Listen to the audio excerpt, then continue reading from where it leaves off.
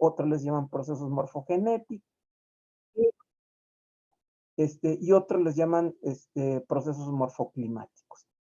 Em, entre este tipo de formas de procesos exógenos también hay variantes eólicas, aluviales, lacustrinas, litorales, de gravedad y de movimiento en masa. Vamos a pasar ahora a revisar solamente de manera muy rápida algunas formas del terreno de origen estructural. Entonces aquí Zinc ofrece una serie de tablas.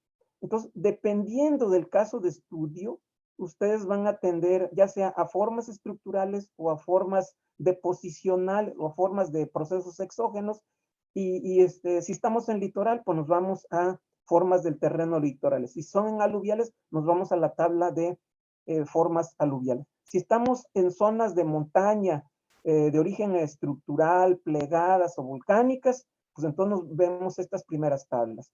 Entonces dice, el control estructural actúa por medio de la tectónica, el vulcanismo o la litología, es decir, las rocas duras. La geodinámica interna es determinante.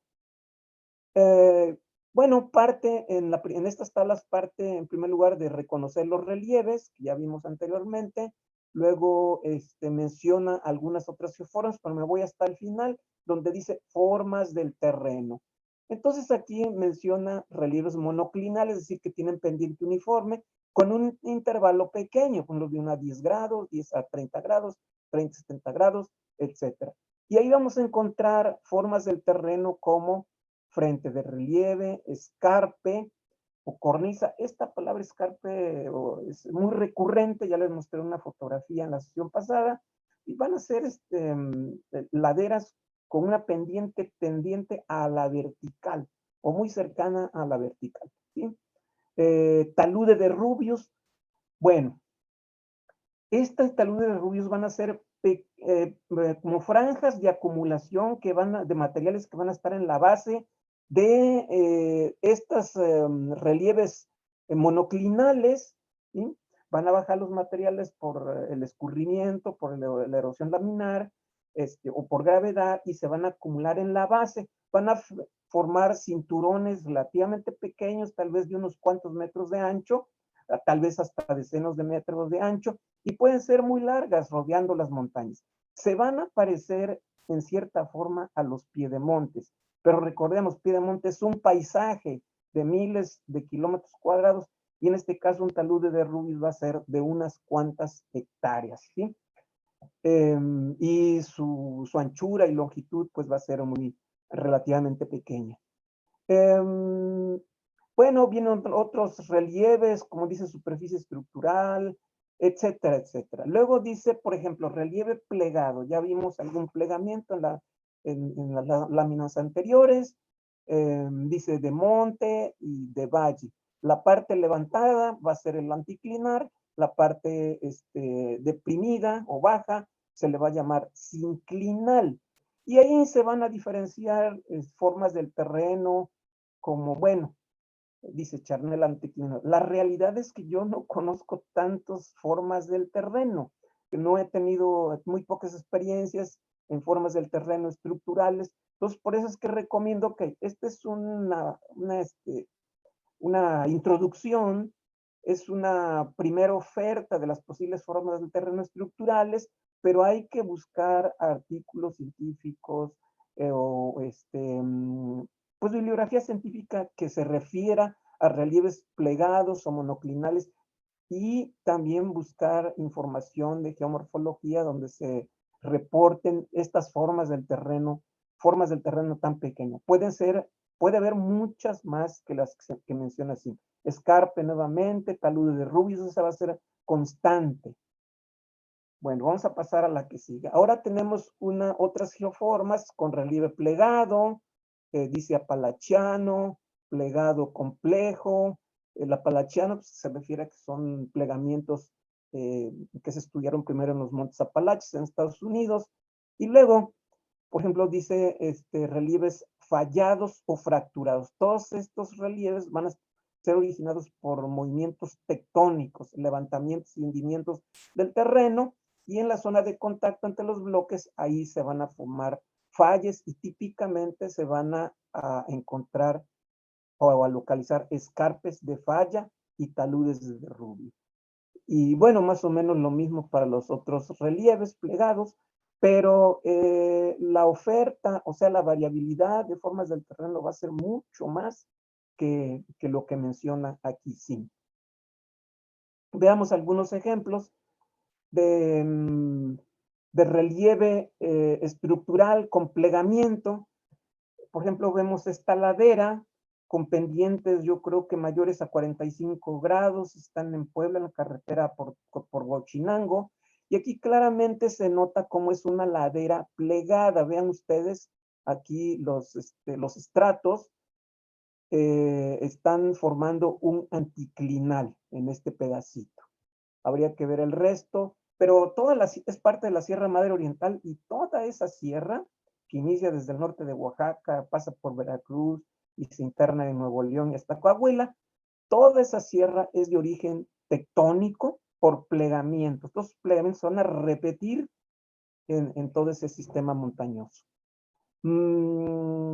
Y bueno, una pregunta que me surge ahí, bueno, este plegamiento, que sería el conjunto de todos, sería un plegamiento, ¿cuáles son las formas del terreno que hay aquí? Podemos llamarle escarpe, si digamos, este corte es natural por el grado de inclinación, pero podríamos llamarle también ladera con algún grado de inclinación, tal vez ladera muy escarpada, ¿sí? Y de esa manera nosotros también podemos ir construyendo nuestra propia leyenda. En la imagen inferior vemos un domo intrusivo de granito. Son geoformas conocidas como pan de azúcar en Río de Janeiro. Estos son relieves, digamos, ya muy antiguos. Son producto, estas geoformas se formaron por la intrusión digamos, de masas de magma que están en el manto de la corteza terrestre, que sea unos 60 kilómetros, 100 kilómetros de profundidad.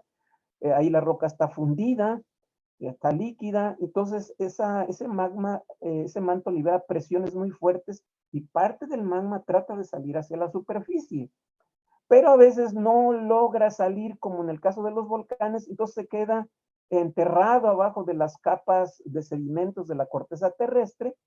Y bueno, posteriormente, por movimientos tectónicos, se puede levantar una parte de ese sistema, digamos, y las capas sedimentarias desaparecen y quedan expuestos los domos de granito. Toda la Sierra Madre del Sur consiste de rocas de granito y rocas metamórficas, y ahí existen también quizás con una forma tan llamativas como estas, pero existen rocas de granito de tipo intrusivo. Geoformas volcánicas, es decir, donde el proceso es endógeno, pero de tipo volcánico. Dice, los materiales volcánicos constituyen el sustrato, las formas del terreno son de complejidad variable. Aquí en las opciones sí nos habla de 3 relieves, por ejemplo, depresión, cono volcánico y domo. Si no mal recuerdo, son los que vimos y aquí los muestra. Y las formas del terreno van a ser muy variadas. Las depresiones van a ser formas cóncavas, como por ejemplo el cráter, una caldera, un mar, es un tipo de cráter de volcanes. Eso los podemos ver ahí en el límite entre Tlaxcala y Puebla, como ejemplo la laguna de Alchichica, y lagos cráteres también. Pues quizás uno de los cráteres que más significado tienen para nosotros es el del volcán Popocatépetl, ¿no? Y todo el edificio sería un cono volcánico, pero que presenta un cráter, y en las laderas del Popocatépetl seguramente vamos a tener conos de ceniza, conos de escoria, o tal vez conos de lava, o laderas de ceniza, de escoria y de lava. Y bueno, el volcán Escudo ya es otra cosa. Estratovolcanes, cuando hay diversas erupciones en tiempos geológicos diferentes, tal vez con separación de miles o millones de años, y en cada tiempo de actividad se acumulan capas de ceniza o de lava, y después hay un reposo, y vuelve a hacer otra erupción, pero brotan materiales algo distintos. Y eso va formando como estratos volcánicos en el cono volcánico, por eso se le llama estratovolcán. Domos, es muy común que en los volcanes existan domos muy parecidos al que les mostré en la figura anterior de estos panes de azúcar allá en Río de Janeiro. Por ejemplo, el volcán Chichonal tiene dos domos, que la figura es casi igualita a la de los panes de azúcar, y pues tienen, generalmente son rocas muy duras y adquieren esa forma de domo. Bueno, en la fotografía podemos ver un manto de cenizas en la parte inferior que cubre extensiones, digamos, de cultivo, cubre casas y quedan capas de varios centímetros, incluso metros de espesor de materiales de ceniza, escorias. En conjunto, todos estos materiales se les llama piroclásticos, ¿sí? Piro de fuego, plásticos de pequeños pedazos, ¿sí? El volcán Chichonal, por ejemplo, cuando hizo erupción a lo ancho, en un diámetro de 10 kilómetros, depositó capas de 3 metros de espesor, más o menos a los 7, 8 kilómetros, pero quedaron pueblos sepultados abajo de capas de ceniza y escoria, unos 6 a 10 metros abajo de esas capas. Los causó un destrozo tremendo. Y bueno, en la parte superior vemos la erupción de un volcán en Chile, y lo que trato de mostrar es que, digamos, el efecto de un volcán no solamente es en la construcción del edificio volcánico, sino este penacho de, digamos, de cenizas se va depositando a varios kilómetros a la redonda, incluso cientos de kilómetros. En este caso, me parece que esta erupción llegó hasta el puerto de Buenos Aires. Y se ha observado en grandes erupciones que estas cenizas le dan la vuelta al mundo. Este es otro ejemplo, primero la columna de relieves, pues hay llanuras, mesas o cuestas y otras geoformas que les llaman diques o pitones.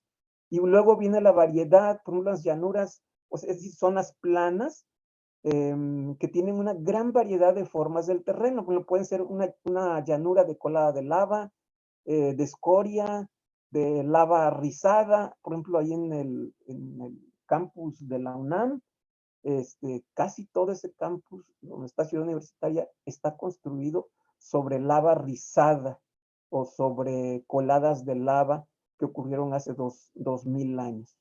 Lava de almohada, en fin, muchos de estos nombres derivan pues de estudios que se han hecho ya sea en Hawái, en Japón o en zonas volcánicas, y después se registran como nombres y ya se aplican a todo el mundo. Campos de escorias, manto de cenizas, que era en la imagen anterior, y flujos de piroclastos. Entonces, bueno, mesas. La mesa va a ser digamos, como pues una mesa, y que va a estar rodeada de escarpas, pero una zona plana relativamente pequeña, es decir, de unos cientos de metros, o tal vez algunos kilómetros de largo y ancho, pero a los lados la mesa va a estar rodeada de escarpes, es decir, de pendientes muy fuertes. ¿Por qué se forma la mesa? Porque en muchas ocasiones hubo un flujo de lava, y esta lava actúa como un escudo de los sedimentos que están abajo. Y entonces la erosión se dice que es diferencial, y lo que se va erosionando primero son los lados, y posteriormente, bueno, lo que es el manto de lava, pues el desgaste o la erosión es muy lenta, por eso se va conservando esa mesa. Bien, en la parte inferior vemos una colada de lava en algún pueblito de Hawái, va cubriendo todo, pues campos, casas, bueno, donde pasan esas coladas prácticamente lo destruye todo. Estos diques, dique longitudinal, cuello volcánico, generalmente son rocas duras. El cuello volcánico son rocas duras que quedan en el conducto del volcán que nace del manto y sale a la superficie. Primero por ahí fluyen los materiales piroclásticos y la lava, Y posteriormente, una vez que se apaga el volcán y a través de millones de años desaparece, se erosiona el cono de cenizas, el edificio volcánico y queda la roca dura, que son geoformas muy llamativas, que quedan como cerros testigos, como torres. Si no mal recuerdo, en Tequisquiapan, Querétaro, hay un cuello volcánico muy famoso, no me acuerdo ahorita el nombre. Eso es oh, en Querétaro. Bueno, la que sigue serían geoformas kársticas. Las geoformas kársticas, en cierto sentido, son, ahí intervienen los dos procesos. Primero, el endógeno y luego el exógeno. El endógeno consiste en, digamos, en la formación de la roca caliza, en estratos horizontales en el fondo marino. Posteriormente viene la etapa de tectonismo, donde se levantan esas rocas calizas y sufren plegamientos o levantamientos y hundimientos. Ahí actúa el tectonismo. Una vez que están emergidas, como es el caso de la Sierra Madre Oriental y quizás la península de Yucatán, empiezan a actuar los procesos exógenos sobre la roca caliza o rica en carbonato de calcio. Y entonces es donde se forman una serie de formas del terreno, como campo de la Piaz en esta figura, fíjense, diente de perro le llaman en algunas partes. Aquí la acción del proceso de disolución de la roca carbonatada es tal que es difícil caminar sobre este suelo o esta tierra picuda, digamos. A veces se lastima uno si no tiene cuidado, incluso se forman grietas o como pozos y se puede uno accidentar, así que hay que andar con mucho cuidado. Posteriormente la disolución continúa, es decir, la disgregación o intemperización química de la roca continúa y se forman estas dolinas como depresiones. Probablemente aquí en las laderas debe haber la Piaz y aquí ya se formó una depresión en forma de embudo. Bueno, con unos suelos en este caso muy delgados, con roca caliza muy cercana a la superficie. La unión, bueno, una dolina generalmente va a tener un fondo más o menos plano y la unión de dos dolinas va a formar otras geoformas más amplias que se llaman nubalas y la unión de muchas subalas va a formar lo que se llamó polgés en relieves, aquí no aparece, pero esta es una fotografía que me parece que o es planicie kárstica o es un polje, porque todo esto está rodeado de dolinas, ¿sí? Ese es en los altos de Chiapas y lo que queda al final como producto residual son capas arcillosas con suelos pues productivos y muy útiles para la agricultura. Y al fondo todavía quedan algunos lomeríos que son parte del basamento de las rocas calizas. Bueno, en la figura inferior izquierda vemos varias etapas muy avanzadas, digamos, de la karstificación. Por un lado vemos formas dómicas, que son, digamos, como una de las formas del terreno típicas de estas geoformas kársticas. Y bueno, cuando están en etapas iniciales o intermedias de la erosión química de la montaña, esto fue pues originalmente una montaña, pues cuando están en etapas intermedias se forman ríos subterráneos hasta que en algún tiempo de la evolución de las rocas pues ya afloran a la superficie y van, digamos, surcando las planicies o los poljes. Bien, ahora vamos a platicar un poquito sobre las formas del terreno controladas por procesos morfogenéticos o morfoclimáticos, ¿sí? En este caso tenemos el ejemplo bueno, aquí los agentes modeladores son el agua, viento, hielo, la radiación solar misma, la gravedad, causan erosión o depositación, son geoformas más homogéneas que las controladas por la estructura. Entonces, como ejemplo, tenemos zonas, formas del terreno eólicas, las formadas por el viento. Estas son típicas de las zonas desérticas. En este caso tenemos una duna, pero en una zona tropical, abundan, bueno, en Tabasco, en la línea de costa, a la mitad de la línea de costa, entre Paraíso, donde está la refinería, hasta el límite con el estado de Veracruz. Son dunas relativamente chaparritas, son de unos entre 3 y 10 metros de altura, más o menos, pero se extienden hasta Veracruz, hasta el puerto, pasando por Coatzacoalcos, y ahí ya tienen alturas mayores. Ahí, ¿cuál es el origen? Hay algún material suelto en la playa y el viento lo que hace es transportar ese material y va formando esos terrenos alomados que son de dunas. El resultante en este caso, que es la importancia de detectar estas dunas, que van a ser suelos arenosos. Incluso en este caso se van a definir como arenosoles. Y los cultivos pues van a ser muy limitados, en este caso a la palma de coco. Entonces tenemos dunas parabólicas, dependiendo de la forma, longitudinales, dunas en albardón, etcétera. Luego tenemos geoformas aluviales, las que se originan en las planicies de inundación de los ríos. Voy a mencionar solo algunas. Hay modelos que podemos consultar y ahí vienen, digamos, las formas típicas o formas del terreno típicas de los ambientes aluviales. Entonces aquí sí habla de diferentes facies.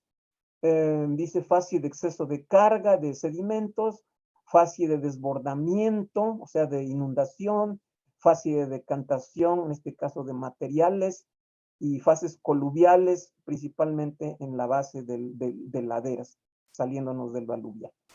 Y rasgos de erosión, esto principalmente en las laderas o lomeríos. Entonces, algunos ejemplos que son muy recurrentes en los ríos de Tabasco, pero también los he visto en ríos de Veracruz, hacia la costa del Pacífico, etcétera, en los grandes ríos del mundo. Entonces tenemos formas del terreno como barrancos de arena de cauce, orillar o point bar, albardón de río, que eran los diques naturales que vimos en el artículo de Brindis Santos,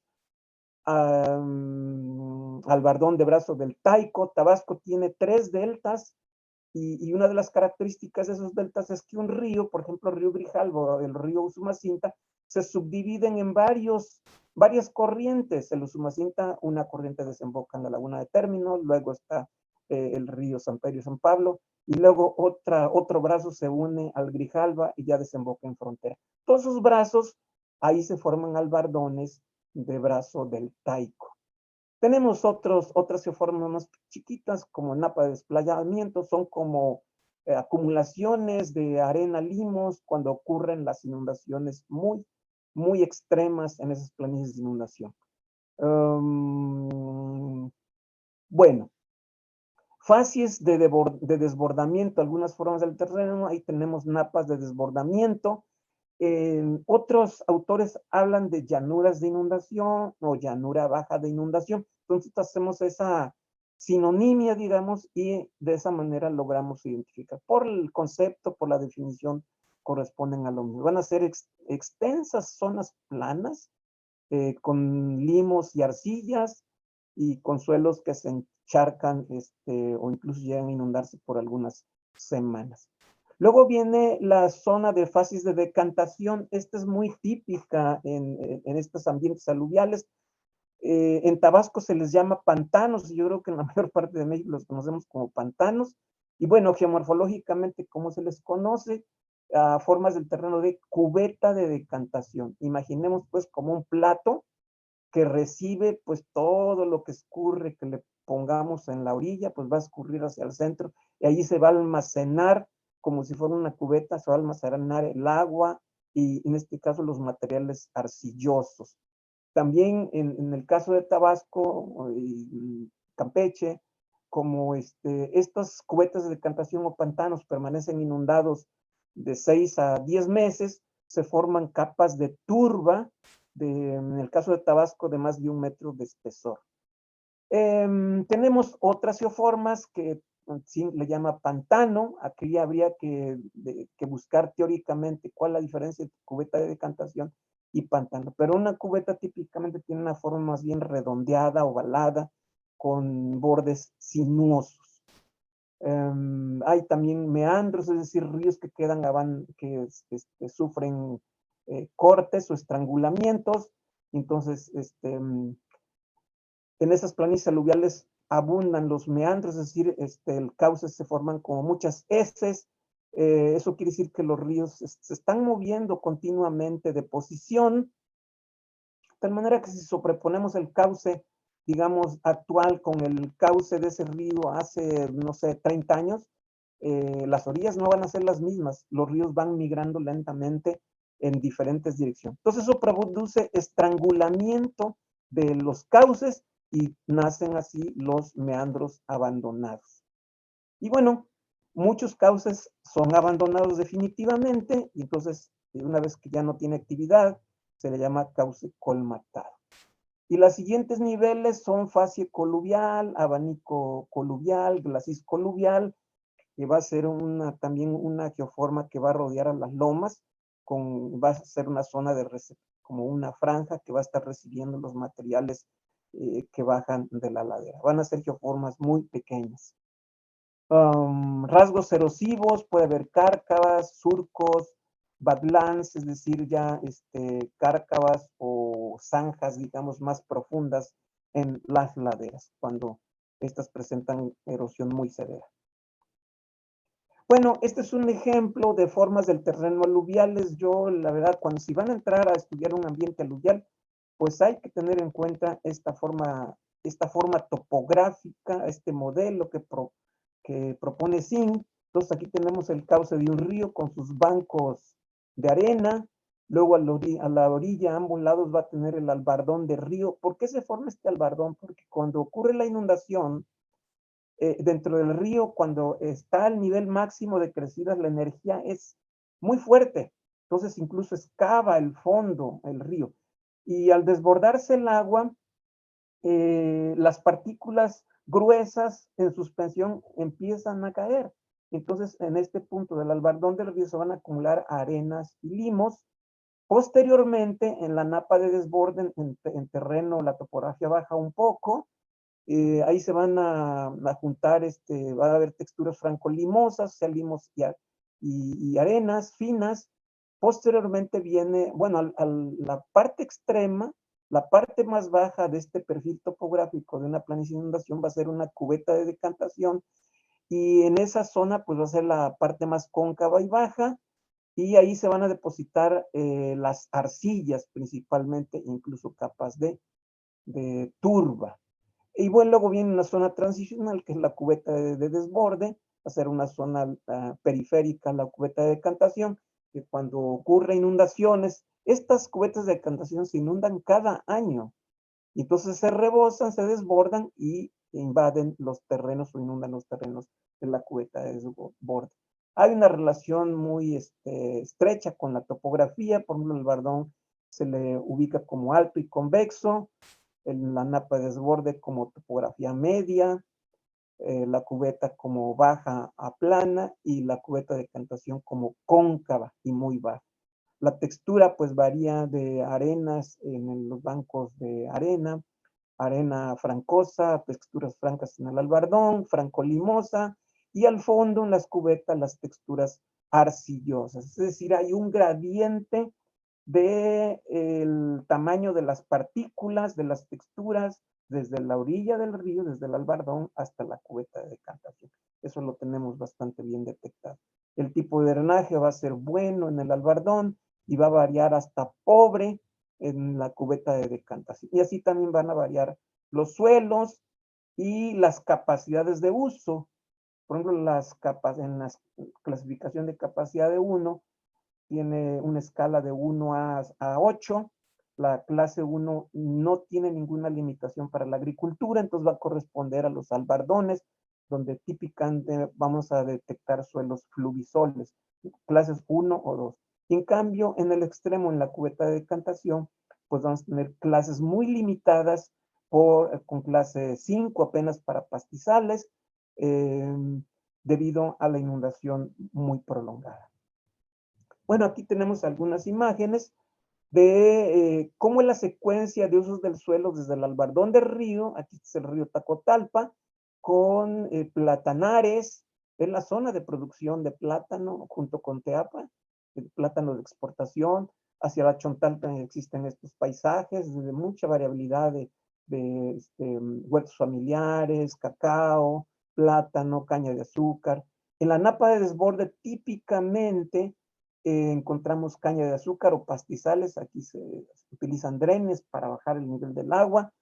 Tenemos muchos cauces colmatados en toda la planicie, y en las cubetas de decantación cambia el uso del suelo a vegetación natural, en este caso popales o vegetación de selvas inundables, y aquí tenemos un suelo de turba en estas cubetas de decantación.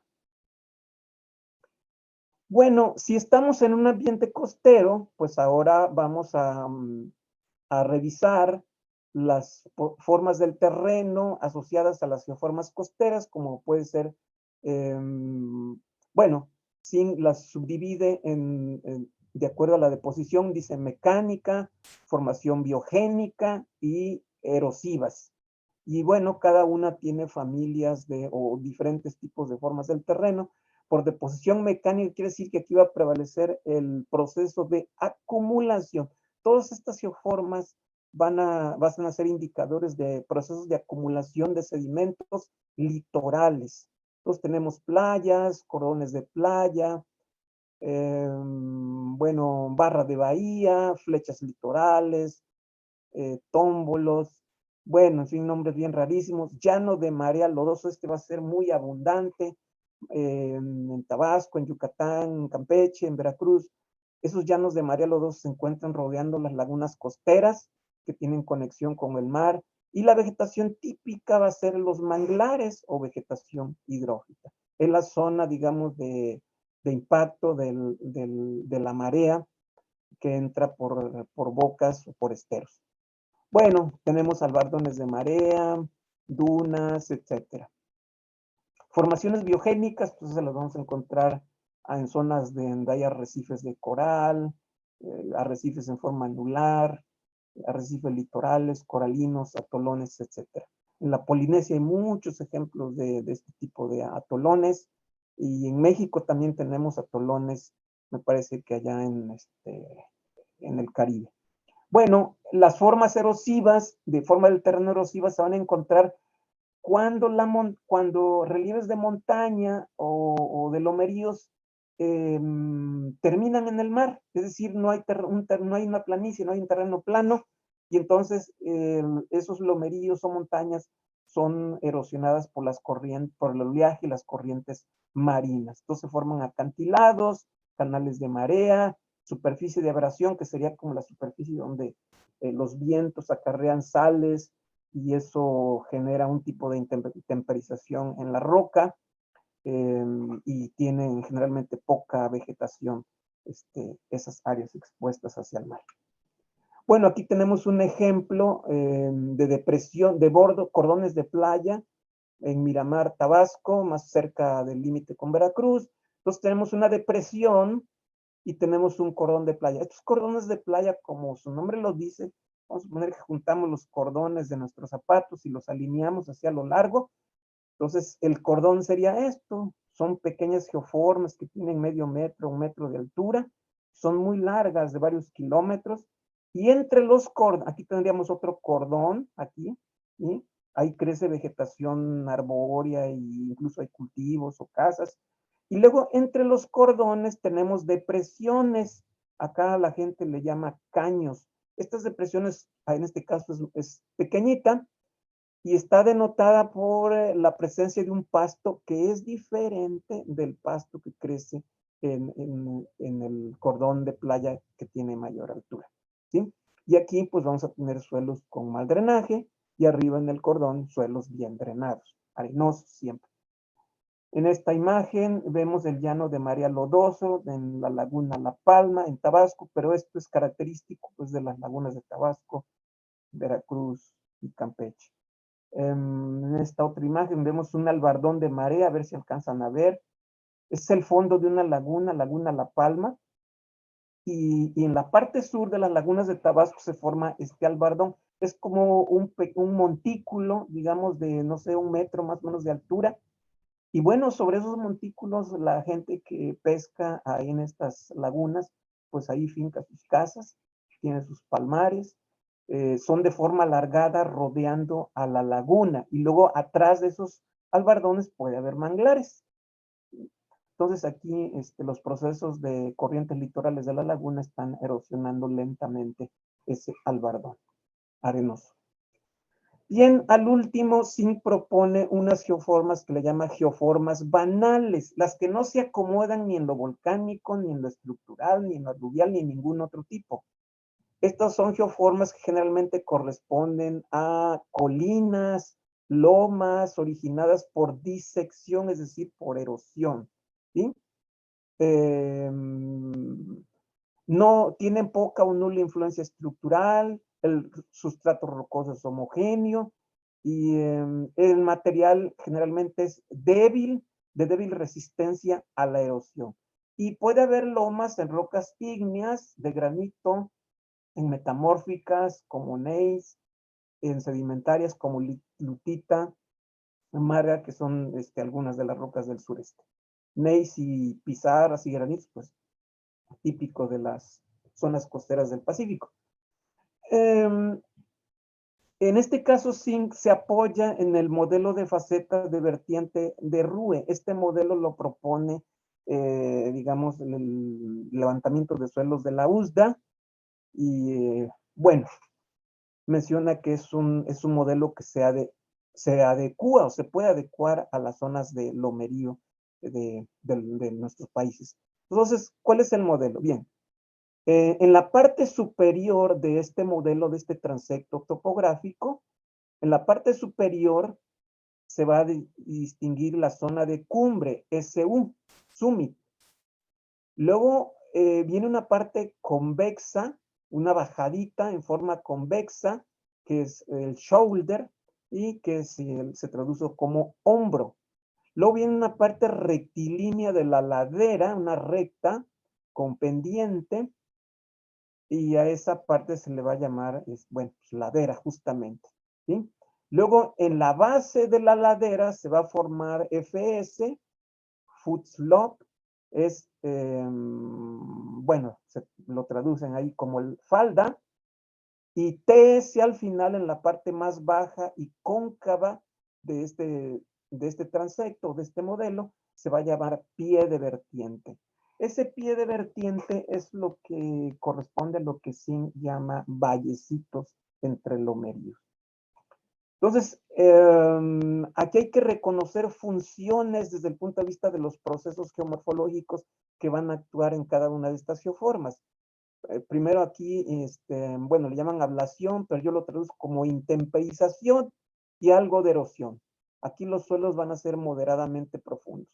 Luego, en el shoulder, en el hombro, más bien el proceso va a ser de erosión, y los suelos van a tender el horizonte va a ser más delgado que en la cumbre. Luego viene la ladera, aquí la función es de erosión o tránsito de materiales, por lo tanto se esperaría que si hacemos un perfil va a ser con un horizonte delgado y posiblemente un suelo somero. Y en cambio en la falda, aquí en FS va a ser como el talude de Rubios, o sí, talude de Rubios, bueno, en este caso le llama falda, va a ser una zona de acumulación de materiales de lo que viene de las demás, las partes positivas. Entonces va a ser una zona de acumulación y va a ser un suelo profundo y va a empezar a tener problemas de drenaje en la parte, en los horizontes subyacentes. Y finalmente el pie de vertiente va a ser la zona más plana y cóncava. Generalmente aquí va a haber algún arroyo, va a ser de forma alargada y va a estar rodeada pues de estos terrenos de ladera y loma, ¿sí? Entonces aquí los suelos van a ser profundos y en general van a ser mal drenados, como lo hemos visto aquí en Tabasco. Bueno, aquí ya les dije las funciones. Aquí les pongo un ejemplo de estos en lomeríos del municipio de Tuxpan, Veracruz. Aquí claramente se nota, se expresa el modelo de vertientes de Rue. Entonces vean ustedes la cumbre, claramente aquí están manifestadas. La ladera, está la parte inclinada de la loma, ¿sí? La falda, aquí se insinúa un terreno de transición donde ya la pendiente tiende a aplanarse y finalmente el pie de vertiente donde aquí tiene un laguito el dueño de este terreno. Obviamente los procesos erosivos van a ser más intensos y por lo tanto los riesgos van a ser de erosión más fuertes en el suelo de ladera y también un poco en la cumbre. Bueno, ya para finalizar, solamente les comento que para diferenciar las formas del terreno de los diferentes niveles, pero mayormente paisajes geomorfológicos, relieve modelado y formas del terreno, se analizan atributos o características. Se diferencian en atributos morfográficos, es decir, descriptivos o que describen la geometría de las geoformas, y morfométricos que se refieren a la dimensión o son cuantitativas.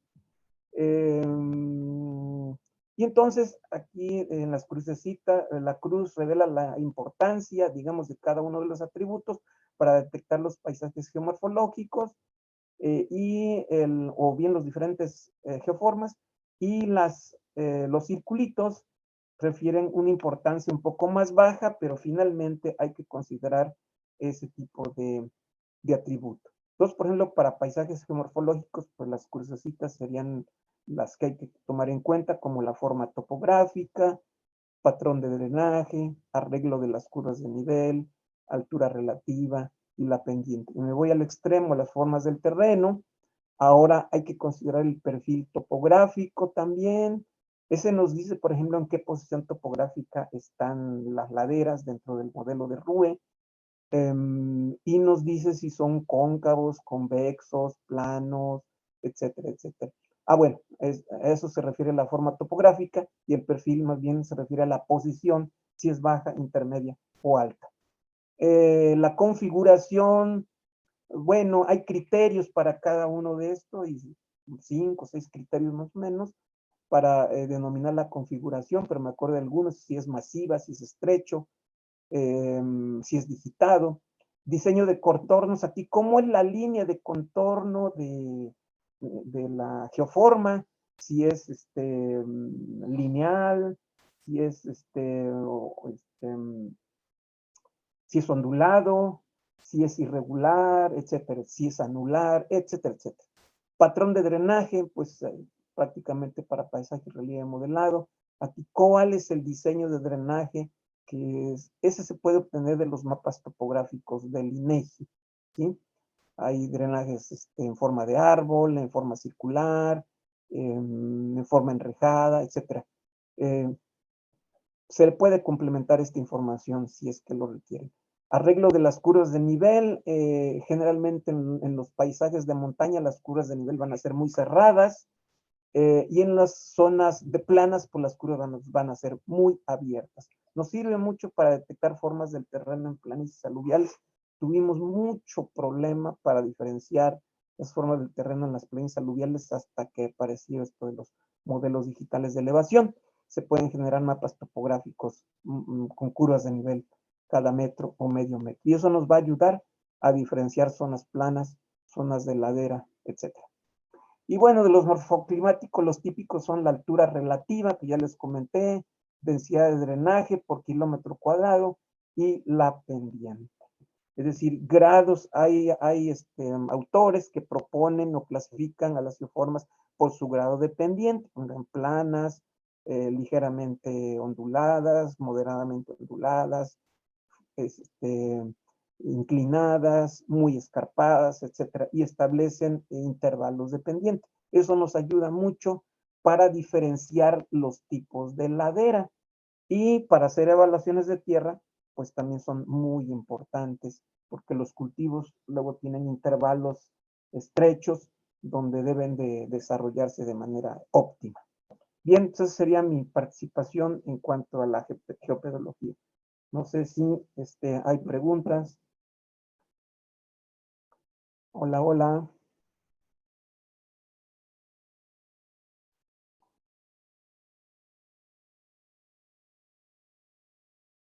Mm,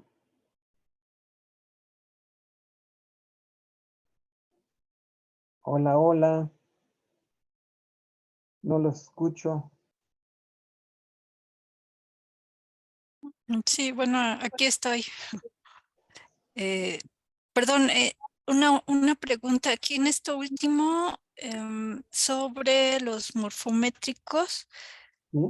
Ay, Dios, ¿qué era? Hay que medirlos por altura, densidad de drenaje o pendiente. Sí. ¿Y cuál fue la última idea? Yo no la alcancé a apuntar. Ah, que Ah, eran importantes para... bueno, hay autores, por ejemplo, la pendiente nos va a ayudar mucho para hacer evaluaciones de tierras, ¿sí? Por ejemplo, evaluar eh, terrenos o tierras para cultivos, para los diferentes cultivos. Los cultivos tienen intervalos de pendiente óptimos y asimismo se señala en qué intervalos de pendiente no se deben de cultivar. Igualmente las alturas, alturas sobre el nivel del mar, no tanto las alturas relativas. Y para el caso de las geoformas, la pendiente nos va a ayudar a caracterizar las pendientes, digamos, el intervalo dependiente de cada una de las geoformas. Y concretamente, en el caso de las laderas, para el modelo de RUE, o cuando aplicamos el modelo de RUE en lomeríos, o cuando estamos en montañas, se pueden subdividir las laderas de acuerdo al grado de pendiente porque yo parto del hecho de que una ladera con pendiente, digamos, suave, tal vez entre 5 y 15%, pues va a tener unos suelos probablemente más profundos que una ladera que tenga una pendiente, digamos, mayor al 45%, pues donde vamos a tener laderas escarpadas, ¿sí? Y desde el punto de vista de evaluación de tierras, pues también es muy importante considerar los grados de pendiente para hacer las evaluaciones. Sí, sí, gracias, sí alcancé a Entonces, apuntar. en algunos trabajos de geomorfología se menciona, incluso de geopedología, se menciona simplemente que el mapa de unidades geopedológicas, digamos, una etapa se utilizó como criterio, digamos, la pendiente, ¿no? Pero hay algunos trabajos directamente en geomorfología donde reportan los mapas de pendiente. Entonces, hay autores donde hacen las clasificaciones del relieve por la pendiente. Pero al tener claro, la pendiente no es el único criterio para poder diferenciar las formas del terreno o cualquier forma. Es una variable, es una característica, pero muy importante. Perdón, bueno, otra pregunta.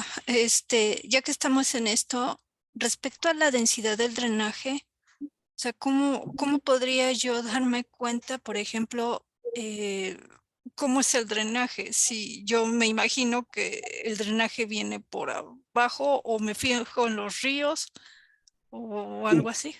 Ah, en este caso, digamos, si tú no vas a hacer el inventario del drenaje, los mapas topográficos de INEGI, escala unos 50,000. Y también hay que revisar si hay mapas topográficos escala 1 a 20,000. Entonces, estos mapas topográficos ya tienen la red de drenaje, tanto de ríos permanentes como de ríos temporales o arroyos temporales, ¿sí? Si uno lo quiere hacer más fino, pues bueno, uno tiene ahí que fotointerpretar los arroyos o pequeños cauces. Pero bueno, partiendo de lo de INEGI, lo único que se va a hacer pues, es tener, digamos, la capa de drenaje y medir la densidad de drenaje, es decir, sobreponer la red sobre los polígonos de geoformas y de esa manera se tiene una densidad del drenaje. Se mide básicamente por kilómetro cuadrado, es decir, cuántos kilómetros de cauces tenemos por kilómetro cuadrado. Esa sería la idea. Y también hay tablas para interpretar la densidad del drenaje, si es bajo, si es alto. Así a priori te digo, la península de Yucatán tiene una densidad de drenaje superficial, pues de las más bajas, yo creo que de México. ¿Por qué? pues porque que yo conozca tiene 3 o 4 ríos nada más, pero tiene abundantes ríos subterráneos, porque todo el Ajá. agua, digamos, de precipitación se infiltra a través de las aguadas, a través de las dolinas, y después circula, pero en forma subterránea. Entonces ahí la Sí. densidad del drenaje debería de ser tal vez por ríos subterráneos. Y Bueno, perdón, sí. ahí aparecería también en los mapas de INEGI, incluso en ese No, no, caso, no. ¿no, verdad? No, Es los lo que ríos me estaba subterráneos, pensando. que yo Sí, sé, pues ahí más bien el doctor Bautista nos podría completar si hay información de eso. okey. Creo que se están haciendo inventarios de espeleólogos y eso, pero no sé qué tan avanzado o qué tan serios sean esos inventarios. Ay, bueno, gracias, gracias. Sí.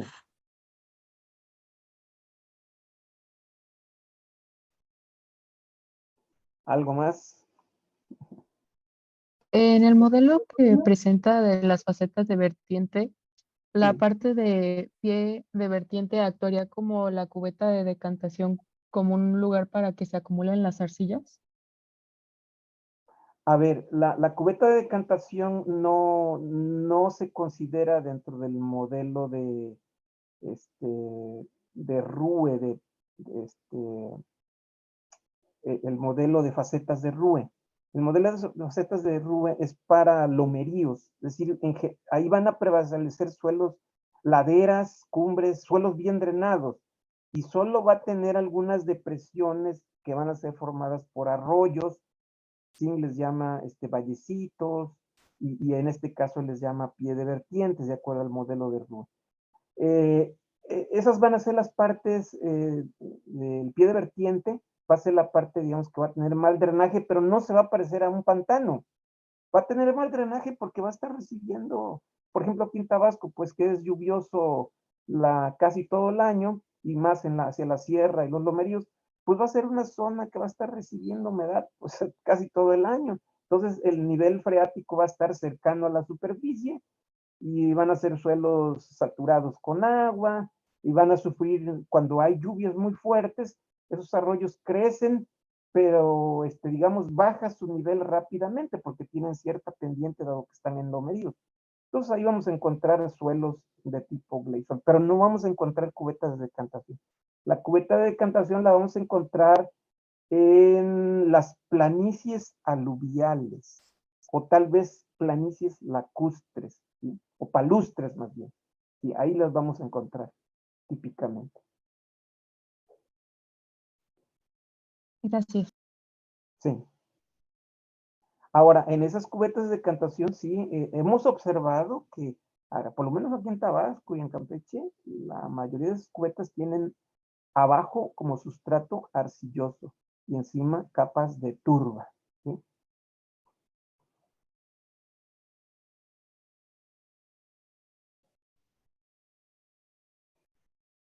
Muy bien. Pues si no hay más, pues aquí termina ya mi exposición.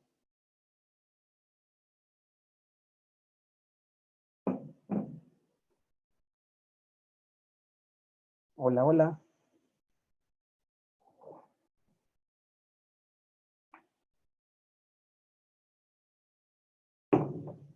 Buenas tardes. Sí, No estuve presente en toda la presentación, pero alcancé a escuchar eh, algo de rocas metamórficas. En este caso, en este tipo de ambientes litológicos, ¿qué tipo de geoformas dominarían? bueno, pues yo creo que van a prevalecer todas las geoformas que marca la taxonomía de SIN, desde morfoestructuras, digamos, o geoestructuras, va a haber ambientes, ambientes morfogenéticos, zonas de erosión, zonas de acumulación, va a haber paisajes, por ejemplo, de lomerío y paisajes de planicie. Por ejemplo, me estoy ubicando en la costa de Oaxaca o de Guerrero. Ahí tenemos ríos importantes, el río Verde, el río Papagayo, y estos van a construir planicies aluviales importantes, van a ser paisajes de planicie, y lo demás, pues, hacia la costa, pues va a haber muchos lomeríos, toda la carretera de Acapulco, Pinotepa, Puerto Escondido, pues, va uno por puros lomeríos y de repente pasa uno por algún paisaje de valle. Y luego va a haber relieves modelados como lomas, depresiones, tanto en lo plano como en el lomerío. Y luego va a haber, pues en las litologías, pues ahí es donde van a aparecer, en los lomeríos, ahí van a aparecer las rocas metamórficas como gneiss, esquistos, pero también va a haber granitos, ¿sí? Y en las planicies, en el paisaje de planicies, pues va a haber aluviones, arcillosos, limosos, arenosos. Y ya en las formas del terreno, pues ahí vamos a tener, bueno, en las planicies, toda la secuencia, por ejemplo, en el río Verde de Oaxaca, ahí vamos a tener toda la secuencia de albardones de río, cauces, bancos de arena, napas de desborde y vamos a tener cubetas de decantación. Incluso hay lagos como laterales, lo mismo que aquí en Tabasco.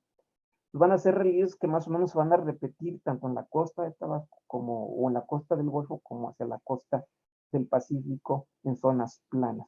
Y en el lomerío, si es que estamos pensando en la costa, pues ahí se van a repetir o vamos a encontrar las geoformas que reporta el modelo de Rue, cumbres o muy, muy bien, así fácil, laderas y pies de vertiente. Por lo menos esos tres elementos van a estar ahí presentes, tanto de la costa en rocas metamórficas.